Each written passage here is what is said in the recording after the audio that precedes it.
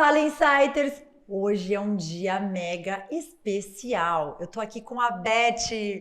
Muito prazer em você estar aqui no nosso canal, Beth. Que honra! Obrigada pelo convite. Eu espero corresponder aí essa receptividade toda de vocês aqui, viu? Pode ter certeza que a gente vai... Gente, peraí, que se eu não fizer isso daqui, ela não vai contar os segredos dela. Peraí.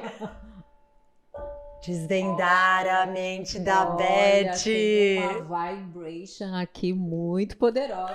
Vou soltar tudo aqui, hein, Juliana? E fala aí, Lincoln, com quem a gente vai falar hoje? Ju, hoje eu acho que o bate-papo vai ser show, hein? A nossa entrevistada, ela vai contribuir aí pro autoconhecimento dos nossos insiders. Então ela é analista junguiana, especialista em psicologia junguiana, psicologia sistema, psicossomática, análise de sonhos, análise bioenergética, psicopedagogia, pedagogia e muito mais. Então, vocês estão preparados aí para ter uma aula sobre psicologia e autoconhecimento? Então, sem mais delongas, com vocês, Beth!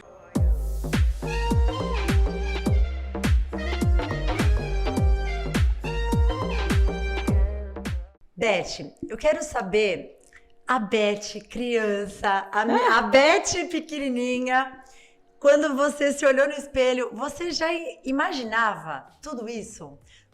Tudo que você ia estudar, o que você ia transformar a vida dessas pessoas, a minha vida, a vida daquelas mulheres, que a gente já vai contar um pouquinho por que tá soltando essa mandala aqui. A gente chega lá, segura a ansiedade aí. Mas eu quero saber, Beth, você já se olhava no espelho e já imaginava todo esse seu caminho lindo? Que pergunta bonitinha, Juliana. Já pegou lá na minha criança. Na hora que você falou, até me emociona. Porque, assim, a Beth pequenininha sempre decidiu as coisas meio que sozinha por conta do contexto, da história de vida dela, de todo o sistema familiar que ela viveu. E desde pequenininha eu já queria ser professora. Então eu já trazia dentro de mim uma coisa de educar, de lidar com o outro, né? De me relacionar através do ensino, do conteúdo. Então eu me espelhava nas minhas professoras. Então eu me lembrei agora quando você falou, eu saía da sala de aula pequenininha, já na segunda série, já estava alfabetizada. E eu pegava revistas e eu ficava corrigindo as revistas. Eu queria corrigir. Olha essa coisa, né, da correção, da construção. Hoje, claro que muito mais ampliado, porque o trabalho mesmo do pedagogo, quando eu comecei, né, a minha carreira foi lá pela pedagogia, não é corrigir o outro, mas é contribuir sempre para um caminho de solução, de transformação. Né? Então, desde pequenininha, sim, eu já trazia dentro de mim alguma coisa aí relacionada à educação. Uau! Nossa, é muito gostoso de te ouvir, Beth. Realmente vai entrando a gente desvenda a mente dela, vai entrando na nossa mente e a gente vai realmente agrega muito tudo isso que você fala com muita propriedade. E Beth, nunca se falou tanto, né, nesses 2 anos que a gente tem vivido ainda, né, de pandemia, em autoconhecimento. As pessoas, nesse exato momento, elas se fecharam, né, muitas pessoas em casa mesmo, sem sair totalmente, e pararam para se analisar muitas vezes, né, sozinho. Só que, na sua visão, você acha que isso é possível sem a ajuda de realmente um terapeuta, um analista, você estudar, você se conhecer sem você ter realmente o apoio? É óbvio que dependendo do grau, né, a pessoa está em depressão, a pessoa está realmente afundando, ela não vai conseguir sozinha, mas ela começar a estudar, começar a buscar, aí ela consegue sozinha? É possível. É possível. Os relacionamentos, eles são grandes meios de autoconhecimento. Um casamento, por exemplo, quando você se casa, você está ali num processo de relação com o outro, de espelhamento, de projeção. Ali as projeções caem, as máscaras caem e você começa realmente a se ver e a ter que, por conta de alguma situação de conflito, mudar corrigir rota, se você está disposto, se você não vai para o vitimismo, se você não vai para o heroísmo ou para o triângulo dramático que a gente chama de vítima, acusador e o herói. Mas assim, mesmo que a pessoa não faça terapia, existem outras buscas, né? Existem outros processos. É possível, sim. Mas se você não tem consciência de quem você realmente é, se você está muito distanciado da tua essência, está muito preocupado em ser aceito, em muita significância para o mundo e deixando de fazer o que você quer, aí começam os processos doentios, começam os processos de conflitos, os processos relacionais. Se você se perde, aí é interessante buscar um profissional que comece a te colocar em ordem de novo, né? É isso aí. Colocar você em ordem. Por isso que a gente tem o terapia de terça também, né, Insights? Tá uma delícia, né, Beth? Vai ser uma fragrânciazinha só, né? Só uma pitadinha. Que é esse processo de autoconhecimento. Você que tá curioso, depois vem lá acompanhar o nosso terapia de terça, mas a gente fala disso mais pra frente. Hoje a gente quer saber tudo sobre a Beth. Estamos aqui, ó, desvendando a mente dela. Beth, vamos lá. Eu quero saber como que foi esse trabalho. A gente tá aqui com essa mandala linda. Quem tá no Spotify, vem aqui no YouTube e dá uma olhada aqui o que tá rolando. Eu conheci a Beth há uns 4 anos atrás num trabalho lindo com mulheres. Foi uma coisa incrível que eu entrei para fazer um projeto de voluntariado, né, num projeto lindo para ajudar realmente as crianças, e eu não sabia que eu ia me ajudar tanto, né? Foi uma coisa assim que foi um presente, né? Aquele trabalho em grupo com as mulheres. E foi exatamente isso, a gente tinha que criar a nossa mandala, né, e colocar lá todas as situações, porque é o que você falou naquele encontro, não tem como eu ajudar o outro se eu não olhar para mim, se eu não conseguir tá não perfeito, porque a gente está sempre buscando melhorias, a gente o processo de evolução ele é contínuo até aos 100 anos. Eu vejo os meus avós, 65 anos de casado, você falou de casamento, né, e estão lá ainda aprendendo a lidar um com o outro depois de 65 anos juntos. Então é lindo, lindo, lindo de ver. Mas voltando aqui para Mandala, como que foi esse trabalho? De onde surgiu essa ideia?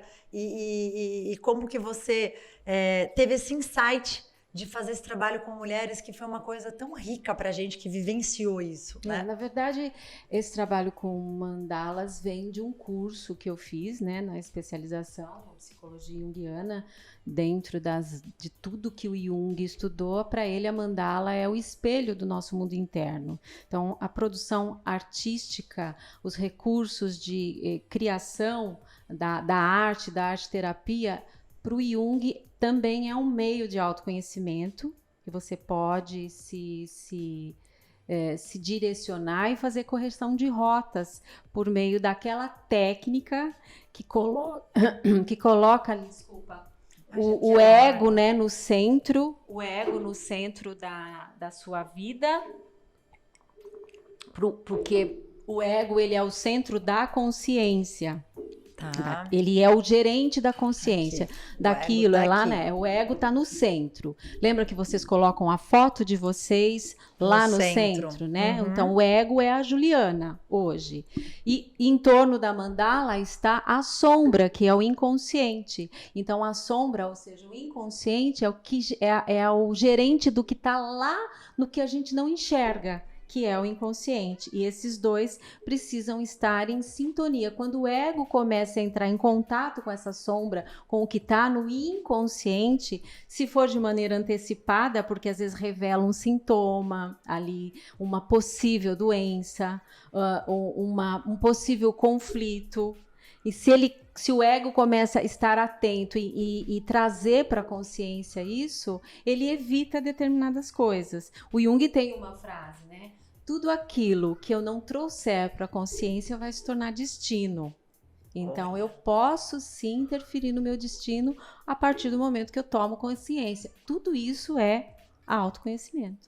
Que maravilha! Queijo caído aí, né, Lincoln? E ali na mandala que a Juliana trouxe, que assim, daquela época para cá, com todos os meus estudos, porque a gente vai sempre ampliando. O inconsciente é assim, você é 3% é a sua consciência, 97% é o inconsciente. O que a gente tem, nós somos muito mais do que o ego. E se o ego abre para o self, se rende para servir a esse inconsciente total, ele vai descobrir não só traumas lá no fundo, não só dores, mas potenciais belíssimos que a gente tem e que foram escondidos lá atrás porque não foram aceitos, porque não foram compreendidos e foram julgados por conta de não conhecimento lá dos nossos pais, dos nossos educadores, da própria sociedade. Então, se você tem contato com essa sombra, com isso que está lá, nesse trabalho de mandala, você pode evitar, você pode corrigir, você pode descobrir aspectos seus lá, né? Esse era o trabalho, mas isso já ampliou. Né? Eu já mudei, daquela época que a gente fez, hoje está muito mais inovado. Por quê? Porque o meu inconsciente também vai se expandindo e eu vou acessando mais coisas a meu respeito. Olha, tem isso dentro de mim. Eu não sabia naquela época. Hoje, se eu fosse fazer um trabalho com as mandalas, com as mulheres, não ia ser mais a mesma coisa. Já tem mais... Não significa que lá estava errado. Era aquilo que a minha consciência tinha. E é assim que a gente vai. Quanto mais eu sei, quanto mais eu entro em contato com aquilo que está lá escondido no meu inconsciente, mais coisas eu vou descobrir na minha vida a meu respeito. E você que está aí acompanhando a gente, não esquece de curtir, de se inscrever. Deixa também nos comentários alguma pergunta que a gente pode discutir depois do Terapia de Terça. Manda pra gente. E eu tenho uma pergunta, Beth. Pode Agora falar. vamos mudar um pouquinho aqui no script, porque é muita coisa. Beth tem realmente conteúdos assim incríveis. A gente vai bater mais esse papo mais vezes aqui. Mas eu quero falar de análise de sonhos. Uhum. Eu sou uma pessoa que eu sonho muito, muito. É aquela coisa, eu acordo, eu lembro de todos os sonhos. Eu revivo um monte de outras situações. Isso tem a ver com o nosso dia, tem a ver realmente com... como é que a pessoa acorda e fala, nossa, que sonho. Sonhei que alguém ou morreu ou aconteceu alguma coisa. Eu tenho mania de no dia seguinte ligar para saber. A pessoa, ou avisar a pessoa, oh, sonhei com você e tal. Quando eu vejo que o sonho é um pouco assim, não, porque como eu sonho muito, então eu tô identificando algumas coisas ali. Mas como que funciona essa análise de sonhos? Para a psicologia junguiana é uma coisa mais... A gente nem fala muito de análise, a gente fala de ampliação de sonho, né? Então, são recados que o teu inconsciente te manda, né? Muitas vezes vem pesadelos, então existem conteúdos intensos querendo invadir a consciência, querendo te trazer informações, e quanto mais atenção você dá para isso, né, de forma lúcida, de forma dando atenção, quanto mais atenção para isso você dá, mais benevolente vai ser o inconsciente para você. Se você não dá bola para o inconsciente, de repente você vai precisar de um sintoma e o sonho pode estar te adiantando. Existem também vários tipos de sonho. Então, existe o tipo do sonho, por exemplo, pode ter um sonho compensatório, que ele vem para equilibrar a tua energia psíquica. Durante o dia eu sou muito rígida, muito certinha, eu quero fazer tudo certo, não admito nada errado, né? Eu sou uma pessoa muito exigente, eu preciso entregar minhas metas, eu sou perfeccionista. Aí, o que a minha psique faz para me equilibrar, para não estar doente? De repente, de noite eu sonho que eu saio sem roupa na rua, que eu tô fazendo tudo que eu quero, que apareço vestida de hippie, aquela liberdade exacerbada. Então eu vou para o extremo, vai para a polaridade. Então é uma forma de que tá a sombra lá, né? Precisa extravasar. Então quando um cliente traz um sonho desse, eu falei, será que você não está muito rígida com você? Será que você não está precisando pegar leve em alguma coisa?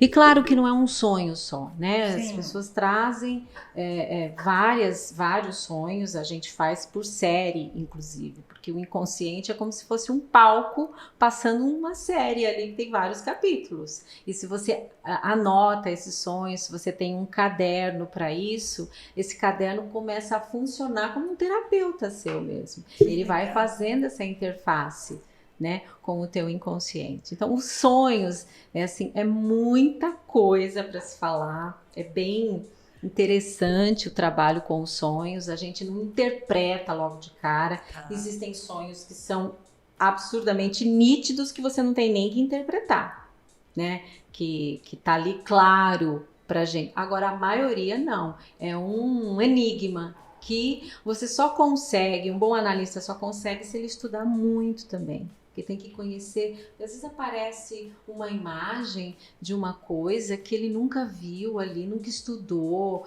nunca, de repente, uma figura arquetípica, um símbolo.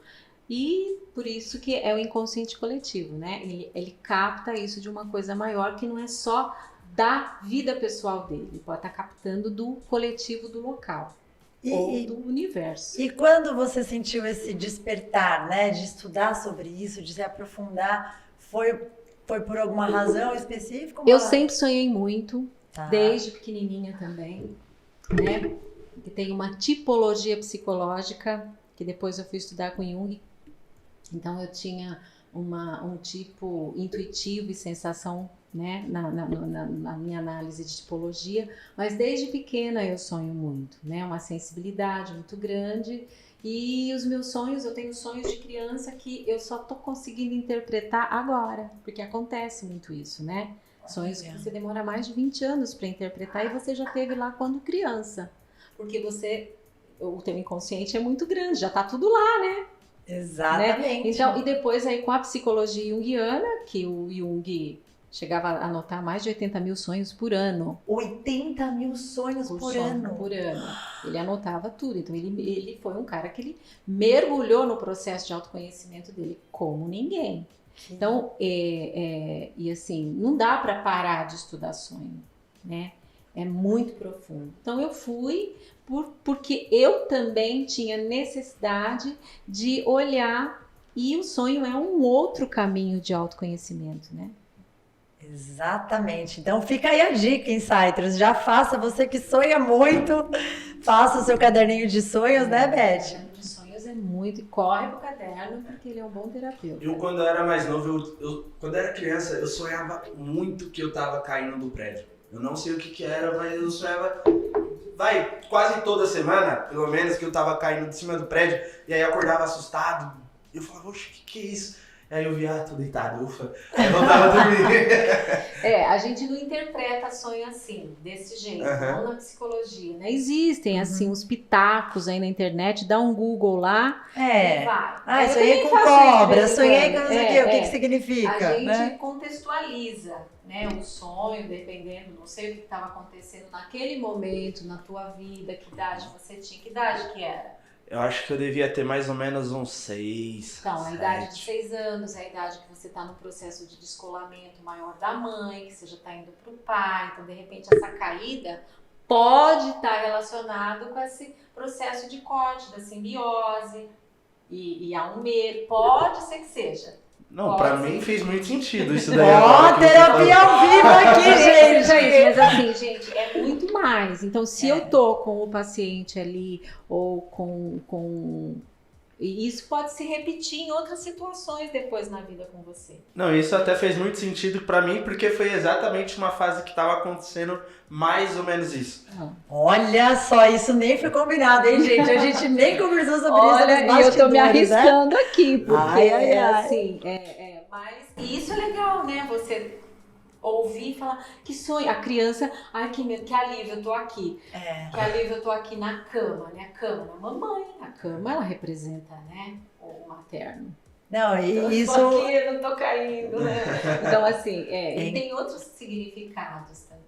Né? E além do sonho, né? Muitas vezes os acontecimentos do dia. Eu lembro que uma vez eu sonhei com aranha.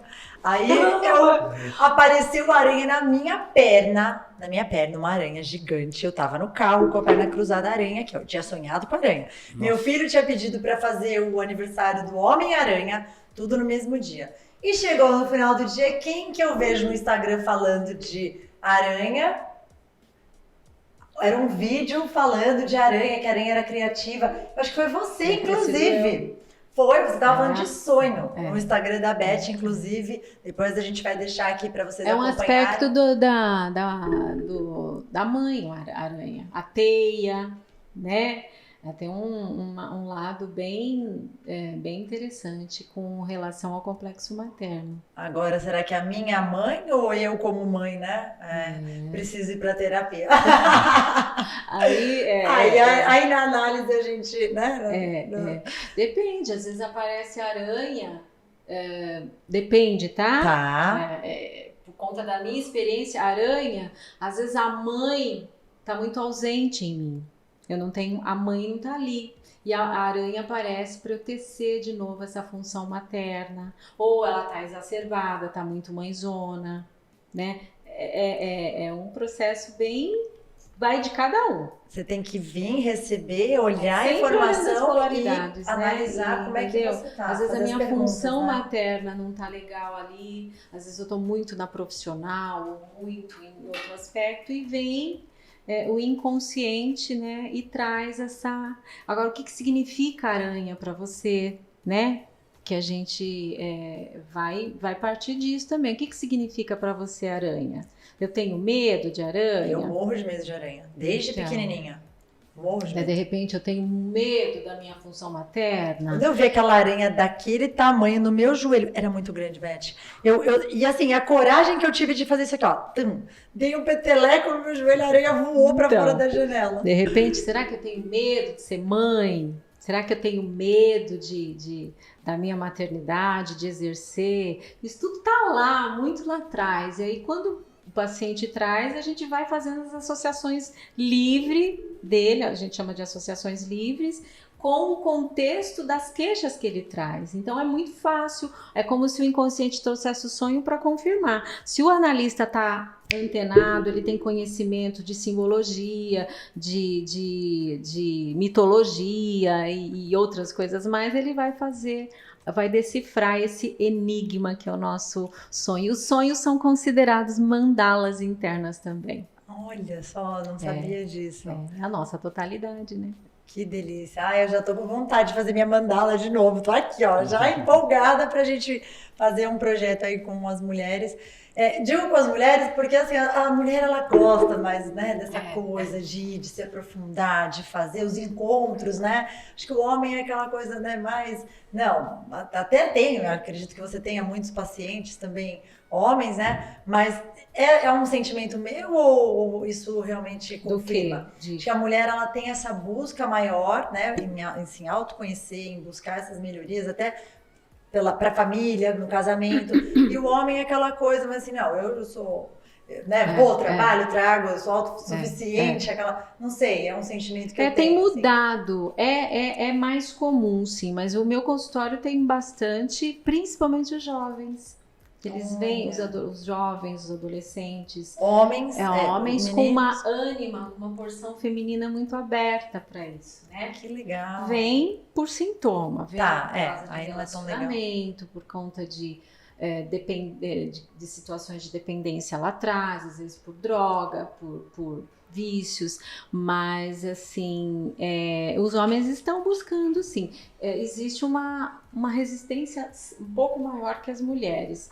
Mas eles também, na hora que engatam na terapia, eles têm uma objetividade que otimiza tempo. Mas a mulher vem, mas fica lá resistindo muito tempo. O homem vem, se ele está disposto mesmo, ele vai mais rápido. Ele resolve ali, ele é mais prático, todos, né? Todos. E agora também, assim, falando um pouquinho dos jovens, né? Porque aqui na Insight a gente tem muitos jovens que escutam a gente, então falar bastante aí para esses jovens que estão escutando a gente, como é importante, né, Beth, fazer essa análise, tá? Porque assim, isso tudo você não aprende na escola, muitas vezes nem em casa, né? Acho que hoje, nessa geração alfa, né, que sou eu, por exemplo, que já me aprofundei tanto nisso, eu acredito que eu vou poder passar para os meus filhos muito mais coisas do que minha mãe passou para mim, que minha avó passou para minha mãe. Exatamente. Porque a gente busca mais informação sobre isso. A terapia te dá um repertório maior de vida. Com repertório, você vai,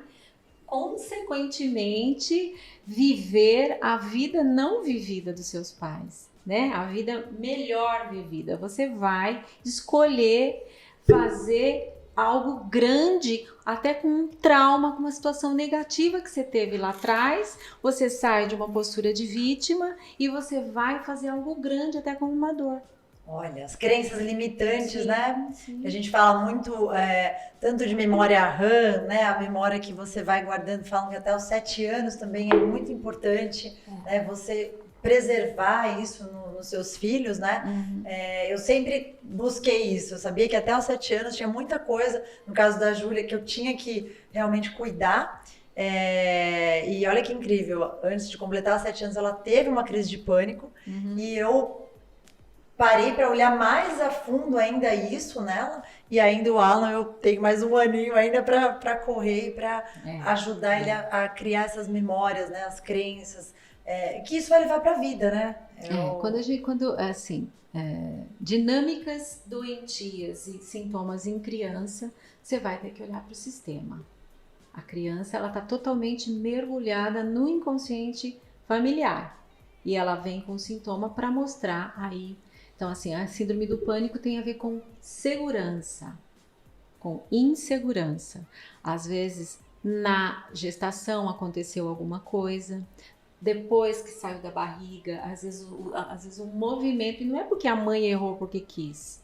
Às vezes a mãe olhou para uma necessidade que era dela, projetou na criança e não enxergou a verdadeira necessidade da criança, deixou de atender a necessidade da criança, atendeu a necessidade da criança dela que não estava resolvida, e aí vai gerando uma insegurança que pode ser lá na frente, né, manifestar por uma crise de ansiedade, uma síndrome do pânico e associada a uma série de outras situações do próprio sistema. Ela teve situações ali, falando um pouquinho especificamente do que a gente passou, né? Ela teve uma situação de impacto ali, de presenciar um assalto, depois teve um pânico de uma história de terror na escola, né? Com um lobisomem e tal, e depois ela foi o gatilho, na verdade, né? É isso que você falou, já alguma coisa na gestação. O Anderson teve também a crise de pânico, ele fala isso abertamente, porque é uma forma da gente ajudar outras pessoas também, né? Que às vezes estão passando por isso e nem sabem. Olha, ou já começa alguns gatilhos, né? Porque antes de você ter, agora eu sei, né? Antes de você ter a crise de pânico, que já é o ápice, né? Você já vai tendo as informações, já tá, aqui, ó, esse negócio aqui, tique de toque, tudo arrumadinho, já é alguma coisa. Eu vou falar uma coisa aqui que pode ser que seja, profundo? Pode ser que seja meio novo. Mas, por exemplo, se eu estou numa situação onde eu estou vivenciando um assalto, tá? Aquilo está lá, aquela energia de medo, de insegurança já está lá na sombra, por conta de um trauma, de alguma coisa, que a gente chama de colapso de função de onda na física quântica. O que é colapso de função de onda? Aquela energia traumática fica ali, rondando e encontra um momento para se manifestar. Por isso que, se eu não trouxer para a consciência alguma coisa, vai se tornar destino aquelas situações. Então, eu estou indo bem profundo, estou falando uma informação aqui, né? Então, assim, a causa, ela nunca é externa. Tá. Se eu tô ali naquela situação, alguma situação precisa ser, assim, aqui atrás, o problema não é o assalto, é o que está atrás aqui. Entrar em contato com isso que é importante. É essa a função da terapia. Nunca, às vezes o paciente traz e não é o que ele está vendo, é o que ele não está vendo que eu tenho que ver. Então, assim, é muito bacana a gente olhar, e eu conheço você, eu sei o quanto você tem abertura para ampliar e falar, nossa, deixa eu ver isso daí. Você não tem uma postura, imagina, isso foi um caso ali. Não, você pode falar, foi só uma coisa que aconteceu ali. Existem situações que impactam, que são motivadas por uma situação externa, mas por que eu tô ali naquele momento passando por aquilo? O que em mim tem ali? Então, é para se investigar também, porque senão vai se repetir de outras formas. Não um assalto, pode ser um acidente, pode ser num susto diferenciado. Sempre essa é a causa, olhar para a causa. Beth, foi realmente espetacular dividir aqui um pouco com os nossos insiders as dores que muitas vezes a gente passa, essas experiências que cada um vai tendo, e a gente dividir isso é muito rico. Gratidão, né, por você vir aqui, passar tanta informação positiva. Muita gente que deve estar ouvindo a gente agora e falar, poxa, isso fez sentido para mim, eu tenho certeza, porque faz muito sentido o que você está falando, em todos os aspectos da vida. Eu acho que o mais interessante é colocar em prática, Sim, né? sim. Eu acho que esse é o grande desafio. Escutou, teve essa aula aqui de psicologia com a maravilhosa Beth, mas é isso, é fazer a manutenção, né? Você não simplesmente olhou para isso tal, e depois de um ano olhar de novo. Não. Dia após dia você ir aprendendo mais, consumindo mais conteúdo nesse sentido. Se você quer se autoconhecer, se não quiser, já está resolvido, então, né, nem precisa. Mas eu acho que todo mundo está aqui para evoluir, né? A gente está aqui para aprender. E a sua vinda para cá vai ser uma evolução da vida de muitos insiders. Então, gratidão mesmo.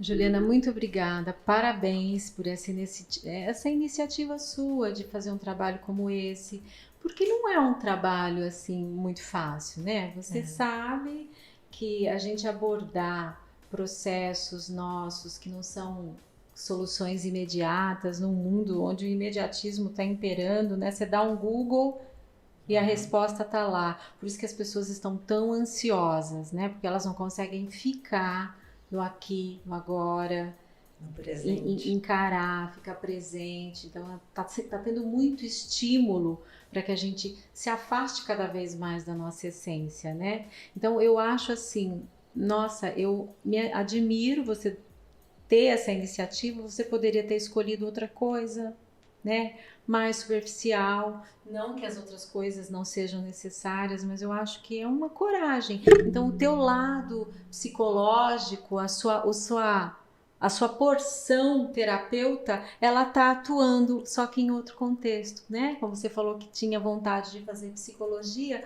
mas você pode vivenciar essa função terapêutica sua num outro sistema, dessa forma que você está fazendo. E você pode ter certeza que o teu inconsciente te trouxe isso e você escutou.